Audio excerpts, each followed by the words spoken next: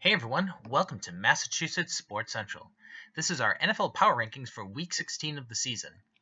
Just to remind everyone what these Power Rankings are, this list represents how likely we think that each team will win Super Bowl 52.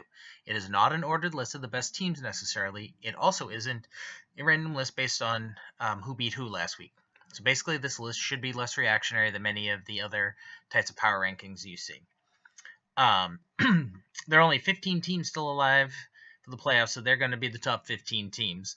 The fringe ones will still cluster up a bit unless someone actually stands out from the crowd. Otherwise, you have the better luck next year crew playing for pride in the back half of the rankings, and the legit contenders jockeying for position at the very top. Okay, on to the rankings. Not surprisingly, number 32, the Cleveland Browns. Lost pretty handedly to the Chicago Bears, who are not very good last week. They're now 0-15 and very likely to go 0-16 since the Bears were their best chance to win. They play the Steelers, which isn't good for them. Steelers still have a little bit to play for because if they win and the Pats lose, they could still be the number one seed. Even if they rest their starters, I think they very well could still lose without much difficulty. The Browns, that is. All right, number 31, the New York Football Giants. They got they got destroyed by a not very impressive Cardinals team, shut out in fact. They're the only 2-win team. They're terrible. They're unlikely to beat the Eagles, even if the Eagles are resting people, which I don't actually think they're going to because Foles needs the reps. So they have a very good chance of being a 2-win team. All right, number 30, also staying put, the Indianapolis Colts. They were somewhat competitive in their game, but they still lost. They're a 3-win team. They're not going anywhere. The defense is pretty bad. The offense is not very good. They're just a very bad team. Number 29, their division rivals, the Houston Texans, also staying put at number 29. The Texans are pretty bad as well.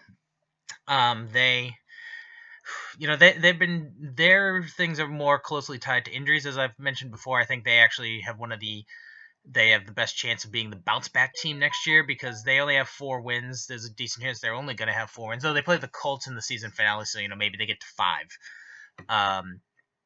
That's about that. Yeah, that's obviously their best case. But they could very well be a good team next year if guys like J.J. Watt and Mercilus come back to help the defense, and Watson comes back and looks as good as he did before he got injured. But that's a bit in the future. But right now they are clearly one of the worst teams in the league. All right, number 28, also staying put, the Chicago Bears. I don't care that they won. They beat the Browns. At this point, that barely counts. So maybe they could have moved up 1 or 2 more slots, but just because they won. But like I said, doesn't mean much. They're a bad team. They don't have much going on. They have a little bit on the defense. They have a pretty good running back. They don't have too much else. Maybe Trubisky will develop. I've been completely unimpressed with him this year, but he's a rookie. Wentz was lackluster last year. Goff was god awful last year. They were both very good this year. So maybe he'll turn it around. But right now they're terrible. All right, number 27, moving down 2 slots, the Denver Broncos. Again, so they, got beaten pretty easily by a injury-riddled and not that great Washington Redskins team. They went on a little mini run where, at least the defense was showing that they actually remembered how to play. That did not happen this week, and overall they've been pretty terrible this year. Again, maybe if they solve their quarterback problem over the offseason, they will be a heck of a lot better than this next year. But right now, there's no reason to hope that they're anything but what they are right now, which is a very bad team. All right, number 26, the Tampa Bay Bucks. They also are staying put.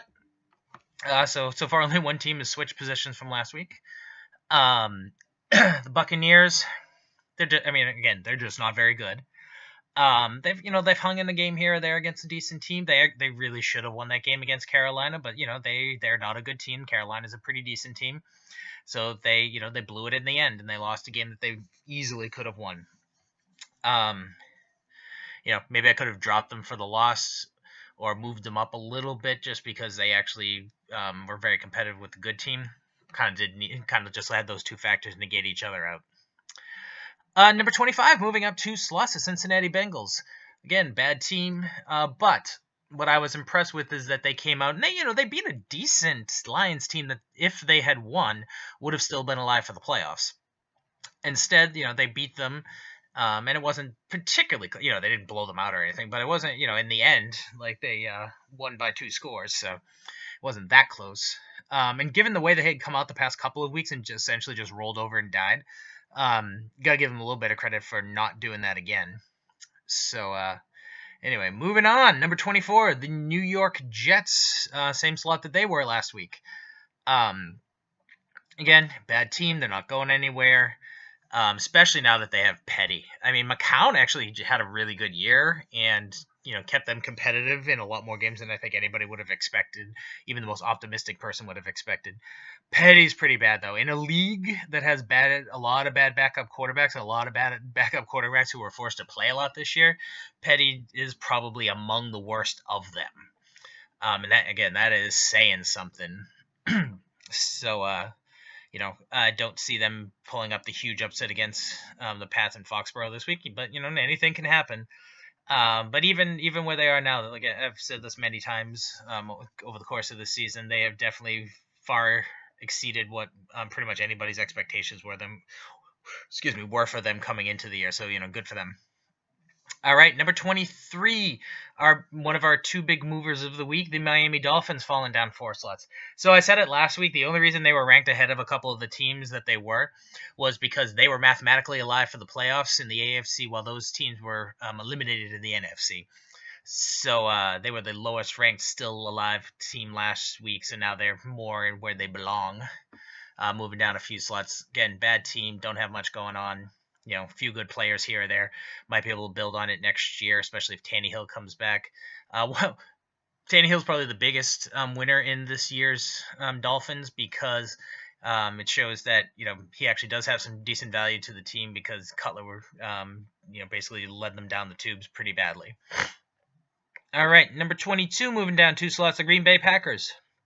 Brett Hundley, one of those other not very good backup quarterbacks who've been forced to play a lot this year. He's actually had some good games here or there. This last week was not among them.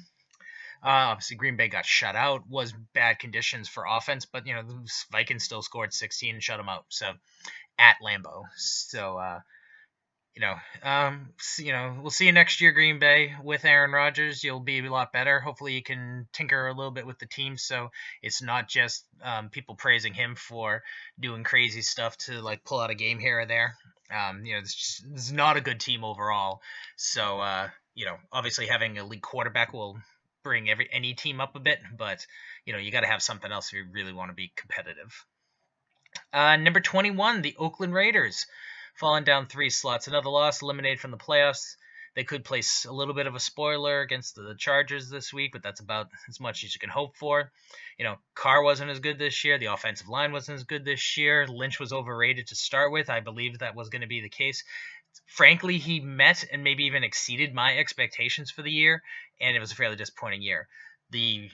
People knew the defense wasn't going to be good, but it was really, really, really bad. So this team's got to do a little bit of soul searching in the offseason. I think people thinking they were going to be better than last year were probably silly. I among them, but they shouldn't have been as bad as they were. So again, see you next year. Hopefully you can fix some of those problems. Number 20, moving up 3 slots, the Arizona Cardinals. So, they beat the Giants, so that's one of those like, okay, yeah, they did that, hooray. Not that big of a deal because, most people beat the Giants and most people beat the Giants fairly easily. But they were pretty dominant. So one thing that kind of got lost along the way is the Cardinals defense actually has been playing really well over the past, couple of months at this point. So if they can keep that core together and keep them playing well, they could actually be a decent team next year. Who knows what's going on with Palmer. He's old. He's injury riddled. He's not that good. He has the potential to be really good or mediocre in any given year. And he's very injury prone. And now he's getting quite old. So that's a problem. But David Johnson, assuming he doesn't start having a lot of injuries, is a superb back. So that will be a huge pickup for them. Again, you never know what's going to happen, but they could definitely make some noise next year if they can fill in some holes and get some of these big key players back from those injuries. Especially, like I said, if that defense can hold up the same way next year. All right, number 19, moving up 3 slots, the Washington Redskins. Again, they beat a bad team, but they beat them, which is more you can say about most of the teams behind them. Again, kind of a see you next year. We'll see how it goes. If they have a quarterback or not, if they let Cousins go or they can't sign him, if they don't put like a $30 million franchise tag on him and he doesn't, they will be probably significantly lower in these standings. They get him back, they get some guys, again, some of their injured players back and fill in some holes. That could be a competitive team. Most likely they're still going to kind of be in this tweener, mid-teens, low 20s type of thing. Maybe, if everything breaks right, they might be a low-end playoff team. If everything goes terrible, they could be a bottom 5, 6, 7 type team. All right, number 18, moving up 3 slots, the super-duper hot San Francisco 49ers. So they're now 4-0 under Jimmy Garoppolo, and they big-time win over the Jaguars. So the first 3 games they were beating not very good teams or slumping teams such as the Titans the week before.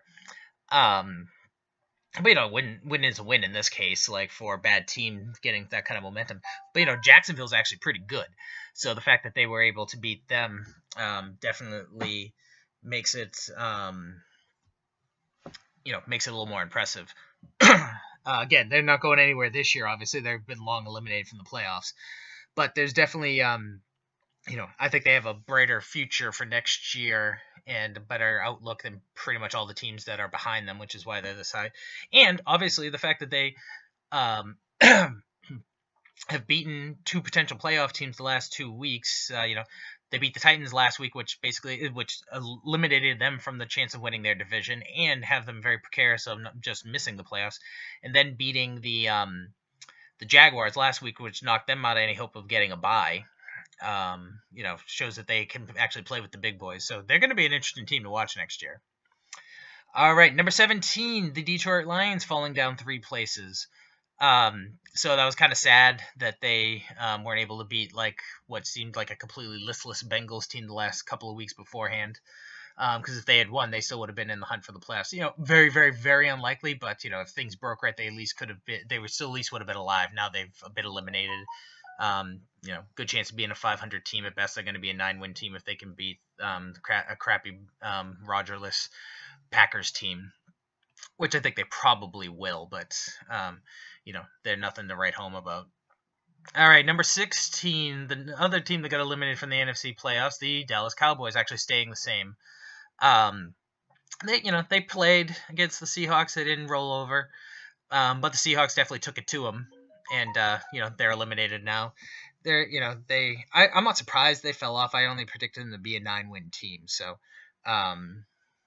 they technically could actually still do that. I had them making the playoffs barely as a 9-win team, so now they'll be losing it as such, or less. Okay, so now we're heading that top 15, which is, like I said, these are the teams that are still alive. So, number 15, the Buffalo Bills falling down 2 slots. They are the lowest ranked team right now in the AFC playoffs. They absolutely have to win their game to have any shot, and they need one of 2 things to happen, or one of 2 basic scenarios to happen. If the Ravens lose, they actually will be in the playoffs because they have a tiebreaker. They beat them in a tiebreaker head-to-head, and they'll have the same record. If the Ravens win, they need both the Titans and the Chargers to lose in order to get into the playoffs. So none of those are super far-fetched, but they definitely need help. Well, I guess the Ravens losing is kind of far-fetched because I think that they're going to beat the Bengals at home with a playoff spot on the line. But, we'll see. Obviously, the Bengals could play spoiler, so it's not out of the realm of possibility, but I don't think it's a likely scenario. Number 14, the Tennessee Titans falling down 2 slots. So they lost again. This time to the Rams, and they actually played pretty well. So really, if they could have had that game against one of their weaker opponents they had the last several weeks when they lost, they would probably would already be in the playoffs. I guess it depends exactly how the tiebreakers would have fallen. But as I said in the game previews, they could play their best game in a couple of weeks, and they still could lose because they were playing a much better team, and that's basically what happened. But they are a win and in team. Unfortunately, they're playing the Jaguars. The only thing they have going for them in that situation is because the Jaguars lost last week to the 49ers. They don't have anything to play for because they've already won the division. They can't. They're the 3rd seed right now. They can't possibly get a bye at this point, and they can't fall. They can't even fall to the 4th seed even if they lose and KC wins because they're already locked in. So they're the 3 seed no matter what. So they could rest people, though they're insisting they aren't going to, and I kind of think that they want to play the Titans tough because the Titans blew them out earlier this year. That might be a stupid thing to do, but I think that might be what happens.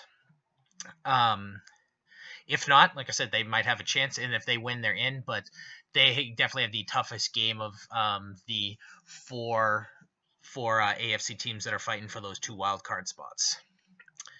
All right, number 13, another one of those teams, the LA Chargers, moving up 4 slots. So they actually have a slightly harder road to get in than the Titans, but they have an easier game against the Raiders. Though not a cupcake gimme, but they have an easier game. They do need to win their game. The Titans could still actually back in if everybody else loses, even if they lose. Where the Chargers have to win their game. They do need a little bit. Like if the Titans win, the Titans are in, and the Chargers are out because they'd lose tiebreakers to they'd lose a tiebreaker to the Ravens.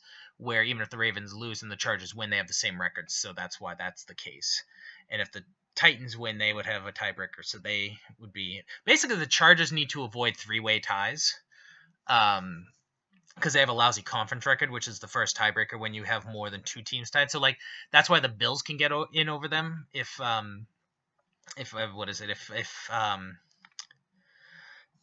they end up tied with the Chargers, and that's I'm sorry. Let's back up. I don't know, it's pretty complicated, but basically the Chargers have a lousy conference record. That's going to be the tiebreaker. So that's the tiebreaker. If the Titans win and the Chargers win, then the Titans have a better conference record, so they're in. If the Ravens lose and the Chargers win and they end up tied, the Ravens win because they have a better conference record. If the Bills and Chargers end up tied, then the Chargers do have the head-to-head tiebreaker. But in a 3-way tie, the Bills also have a better record than the Chargers, so they would get in over them. So that's why that's where it gets complicated. Anyway, the Chargers need slightly less help than the Bills. They need more help than the Titans. They are not a win-and-in team, but they're a better team, I think, right now than either the Bills or Titans. So if they get in, they're more dangerous, which is why they're ranked ahead of those 2. Anyway. Enough about those fringe teams right there. Number 12, fringe NFC team, the Seattle Seahawks, moving up 3 slots by beating the Cowboys and keeping their hopes alive. So they are not a win-and-in team. They do need to win, but if they win, the Falcons lose, they are in. So they don't have a complicated scenario going there. So let's just move on to number 11, Atlanta Falcons, moving down 2 slots. So they lost to the Saints this week, and pretty convincingly. So they are they have no chance at the division now. They also have no chance at the 5th seed because Carolina won. So even if they beat Carolina in the last game, they still are going to be behind them in the standings. And Carolina has something to play for because they could still take the division if they win, and New Orleans somehow falls to the Bucs. And I guess they actually could. No, they can't get a bye at this point. They could be the 3 seed. But anyway, so the Falcons, if they win, they're in. So theirs is easy. If they lose and the Seahawks lose, then they're still in. So basically, the only way they aren't in is for them to lose and for the Seahawks to win. So they are in the best position, but it's not inconceivable that they lose. And the Seahawks are playing the Cardinals, so they should win that game. So that's where those 2 are fighting it out. So this is where I said the little bit of clustering. One team does stand out in this case in the AFC. Number 10, the Baltimore Ravens. They're not in yet. They're moving up 1 slot. But they have the best. They're basically, they win, they're in. And even if they lose, basically, they still need a lot of other teams need to win for them to get knocked out. Because they are a game ahead of all the other ones. They have an easier game. They do own some tiebreakers. So I think that they are almost definitely going to be the 5th seed, and the other 3 teams are battling it out for the other one. They certainly could be the one to miss the playoffs, but I just think that they are a better team overall than the other 3. right now. The Chargers could be, but the Chargers are so up and down. But couple that with the fact that they have the easiest road to actually get one of those wild card teams, that's why they're ahead. All right, number 9, moving up one slot, the Kansas City Chiefs. So they won the division. They are guaranteed the 4th seed, so they're definitely hosting a playoff game. They have they won this week, and they've won the last couple of weeks. They have been playing quite a bit better than they had during their really tough stretch in the middle of the season. I don't think they're as good as they looked at the beginning of the season, but they're not as bad as they looked in the middle of the season. They probably should be favored on whatever those of those 4 wild card bubble teams they end up playing, especially at home. I don't see them beating the Pats or the Steelers in the next round. But I do think that they are the 4th best team in the AFC right now, and that's where they're ranked. Number 8, just ahead of them, is the Jacksonville Jaguars, moving down one slot. Only one slot with that loss to the 49ers, because the 49ers, as much as their record is unimpressive, they are a very hot team and are playing well right now. And kind of where I said last week, it's kind of like you have the Pats and Steelers, a drop-off to the Jags, and then a drop-off to everybody else. Now, I do think the Chiefs are probably like maybe in their own tier now, but they're still clearly behind the Jaguars in that impressive defense.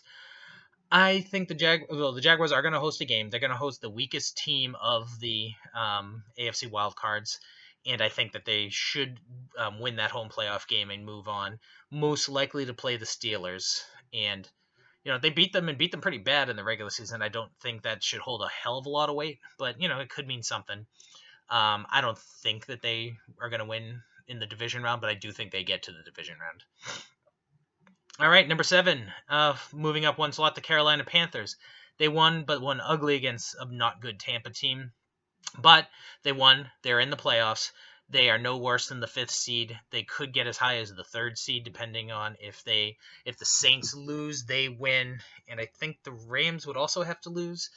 But if they could still take the division, they could get as high as the 3 seed.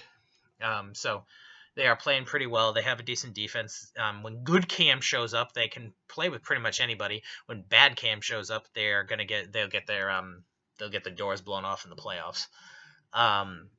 They certainly could be capable of upsetting whoever they play. At this point, probably gonna be the Saints at the Superdome would be my guess right now. Could be the other way around, or could be them hosting a wild card, different wild card if they actually get moved up to the 3rd seed. Most likely they stay as the 5th. The Saints stay as the 4th. They'll play each other again. Saints have beaten them twice, and I do think they're a much better team, especially at home. So we'll see about that. Which is why number 6, New Orleans Saints, not moving again. They are still in control of the division. If they win, they win the division, or if the Panthers lose, they win the division, regardless of what they do. They are locked in, I believe, into the 4th. No, I guess they wouldn't. I think they could still move up to the 3rd seed if they win and the Rams lose. I think would be the case, but that would be the only way. Anyway, so I think that they are the top 5 teams in the NFC are quite good, and I have them ranked that way, ranked ahead of everybody but the top 2 teams in the AFC. I do think the Panthers are a little bit of a drop off from the 4 division leaders, including the Saints, who they are tied with technically, but lose the tiebreaker badly with the season sweep to the Saints. I think the Saints could make the Super Bowl. There's no reason to think they couldn't. I don't know how well they're going to travel, since they will have to go to Minnesota. So if they have to go to Minnesota, that's a dome, so it's not as scary. Obviously the Vikings are a good team, but I don't think they are necessarily going to have their plays a lot better on the road, or I'm sorry, at home than they do on the road thing, because it's another dome. But obviously, I think the teams that they might have to go and play on the road against are better than them, but I think they're good enough that they could beat anybody. Number 5, moving down one slot, is the LA Rams. They won their game. They barely beat a struggling Titans team, so that doesn't give me much pause, but enough that I drop them below the Steelers now.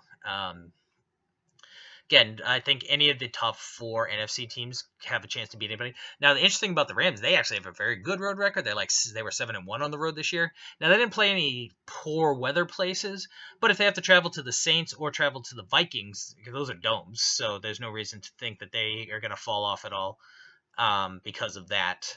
The only issue would be Philadelphia, who obviously now have their own issues, but um, Philadelphia in the winter is going to be vastly different than what all these other teams are looking at. So that's why them getting home field was big. Like I said, the Rams are at least going to host a playoff game. I think they're going to win that game, even though the NFC wildcards will be noticeably stronger than the AFC wildcards. All right, moving on. Number 4, the Pittsburgh Steelers moving up one slot. So they only beat the Texans, but they blew them out. They did not play down to the competition like they had been quite a bit the last couple of months, and historically have done a lot. So they beat a bad team, but they beat down a bad team. And now they finishing the season with the Browns. As I mentioned when we talked about the Browns, even if they rest all of their starters, or like pull their starters fairly early, it's kind of similar to last year where all of their backups ended up beating the Browns. I think their backups are still probably good enough to beat the Browns this year. And I think that what I kind of could see happening is that their starters played like the first half, or at least like till maybe they get up like 2 touchdowns or something like that, which, they're playing the Browns, so that's not like a stretch to have happen relatively early in the game. Then they pull their starters and hold on to a win. And, definitely have the number 2 seed and hope that the Jets can pull off a miracle upset and they get the number 1 seed. So like I said, they have a little bit to play for, just not a ton. All right, number 3, staying put, the Philadelphia Eagles. So they won again. The defense played well, but now the offense struggled a little bit. So now you got to worry a little bit like what's going to happen in the playoffs. Is the defense going to show up but not the offense? Is the offense going to show up and not the defense? Do they both show up? Do they both not show up? Blah, blah, blah. I mean, obviously that's the same for any team, but just they have more of a microscope on them after the Wentz injury. Foles wasn't terrible, but he certainly wasn't like he was the week before, where he was actually quite good. So we'll have to see. So as I was mentioning a couple of things back, talking about road records and stuff for NFC teams, the fact that the Eagles have home field means everybody's going to go to them. So, whoever comes out of the wild card round, be it the Seahawks or the Falcons or the Panthers or the Saints or the Rams, who would go to Philadelphia for that division game, I think that the Eagles definitively have an advantage because all of those teams are either dome teams or warm weather teams, and every team aside from what I mentioned with the Rams having a good record all play significantly worse on the road than they do at home. So even with the Eagles being a little shakier ground, that was a big thing for them to be able to secure. Now, if they end up playing the Vikings at some point, again, the Vikings, you think, oh, Minnesota, bad weather, but they're a dome team, so things could be a little different there. Of course, the Vikings' biggest strength, their offense is good, but their biggest strength is still their defense. Defense travels better, which is a reason why Eagles could be somewhat in trouble against any of those other teams because they all have pretty decent defenses as well, except not the Falcons. But otherwise, all those other teams are probably as good or better on defense as they are on offense. Or they all have good. I shouldn't say that because obviously the Saints can pile on points and the Rams have one of the best offenses in the league. But they all have good defenses as well. So the NFC playoffs are going to be fun. Let's just leave it at that. Number 2, speaking of a good NFC playoff team, the Minnesota Vikings staying put. They're going to be the number 2 seed. So they'll host their division round game. They should be favored in that. I think that they could definitely go on the road and beat the Eagles because of that stellar defense and the fact that the Eagles got knocked down a peg because of the Wentz injury. Maybe Foles will step up and he'll hit the Foles-Keenan Bowl will be impressive. I actually wouldn't be surprised if that is the case. Certainly, like I said, I think any of these top 4 NFC teams could easily make the Super Bowl. I do think the Vikings are a little bit better than the other ones, but not so much better that it would be a massive upset for any of them to end up beating them. But they do have the defense. They do have some damn good receivers. The running game has been clicking pretty well recently, and Keenum has shown himself to be a very good quarterback this year. Maybe it won't hold up over the course of another season or multiple seasons, but at least this year, there's no reason to doubt Case Keenum. All right, and number 1 staying put, top seed in the AFC, should end up as the number 1 seed if they can take care of business against the Jets. The New England Patriots. Getting near the end of the season, back where everybody thought they would be at the beginning of the season. Likely going to be a 13-win team and the number 1 seed in the AFC. And again, this is a situation where that kind of makes it, that's a bigger deal in a lot of ways, than it is in the NFC, because frankly, whoever comes out of the NFC's wildcard round is going to be a good team. So the number 1 seed Eagles are still going to get a really good team, where the Patriots, you can say what all you want about the fact that the Chiefs beat them earlier this year, but they're either going to play the Chiefs or the Bills or the Chargers or the Titans, or probably the worst case scenario is the Ravens. None of those teams are in the same class. They're not in the same class as Jacksonville, who will be the team that the number 2 seed is likely to play unless they get upset. So that means that they have a much easier divisional round game than the Steelers will, and would host whoever wins in the AFC Championship games. So number 1 seed is actually a pretty big deal, more so in the AFC than the NFC, for the fact that it gives them an easier path to just get to the championship game. And they should end up pulling that out. So, all right. Thanks for watching, and please like, comment, and share the videos, and subscribe to our channel. You can also follow us on other social media. Facebook and Twitter are both @MA Sports Central. Thanks, and we will see you soon.